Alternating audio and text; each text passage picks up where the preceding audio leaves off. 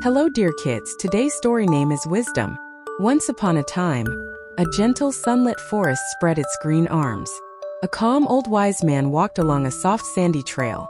Birds whispered above and tiny mushrooms peeped from the moss. Far ahead he saw two worried men. They walked fast and looked under bushes and behind trees.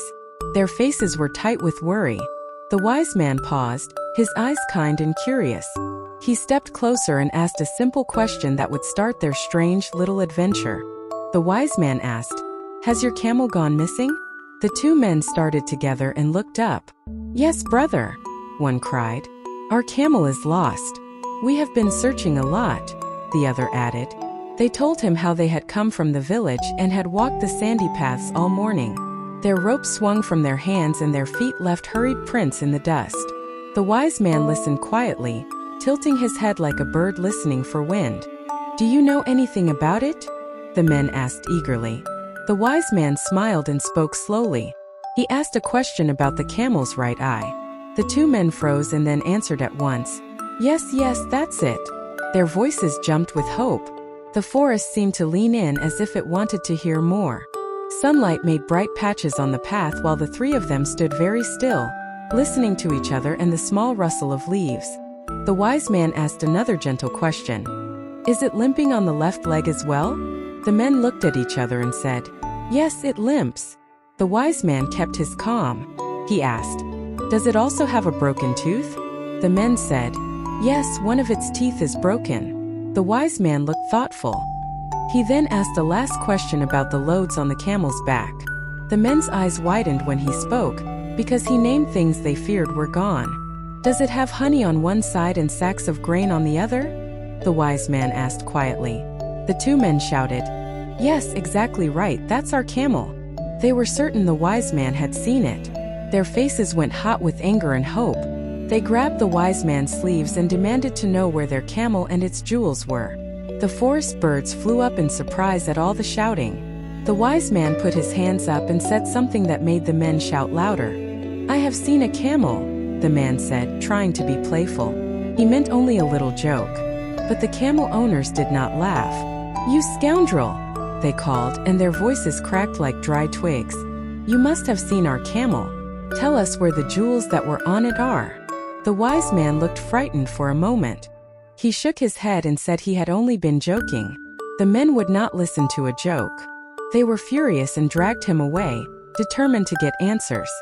The men took the wise man to the police station in the village. The policemen were steady and listened with serious faces. The officer asked the wise man, "If you had seen it, how did you know so many things about it?" The wise man breathed in and began to explain. He spoke gently about tiny marks and small signs. The officer leaned forward, eyes bright with interest, because the wise man's voice was calm and each word sounded like a little clue falling into place. The wise man explained the first clue about the eye. "Since the camel had eaten grass only on one side," he said, "I understood that one of its eyes was injured." The officer nodded. The men who owned the camel were quiet now, listening closely. The forest of questions around them felt smaller as the wise man told how small things could tell big stories. He spoke like a teacher showing a picture, patient and steady, pointing to the invisible pattern that tied the clues together. Then the wise man spoke about the footprint clue.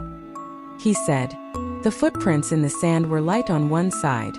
From that I learned it was limping." He described the little prints, how one side pressed less into the soft sand. The officer looked at the wise man as if seeing the path for the first time. The camel owners pressed their hands to their mouths. The small proof in the ground had become a clear whisper of truth when the wise man told it. Next the wise man told about the grass. "From the places in the grass that had been nibbled I could tell about its broken tooth," he said. He showed how tiny chewed circles meant the camel could not bite properly. Then he pointed to piles along the path. He explained how jars and sacks left their marks and told their own story. Each small sign fit like a puzzle piece. The officer's face glowed with respect for the quiet thinking that had found the hidden picture. The officer listened until the last little detail. He heard about jars of honey and sacks of grain balanced one on each side. He understood how the wise man had read those signs like a little map. The camel owner's anger softened as the explanation grew clear. The village felt calmer. The wise man stood modest and gentle, like a tree that gives shade and does not ask for thanks. The truth had walked out of the clues step by step for all to see. The police officer was pleased to hear his explanations and released him with honor. The camel owners also apologized to him and left. Dear children, if a person is sensible, by using his reason he can find out many things without seeing them. Dear kids, with this today's story comes to an end. Very soon we will be back with a new and interesting story. Bye-bye. Thanks for watching, kids. Don't forget to like, share and subscribe to my channel for more fun and exciting videos of stories. See you next time. Bye-bye.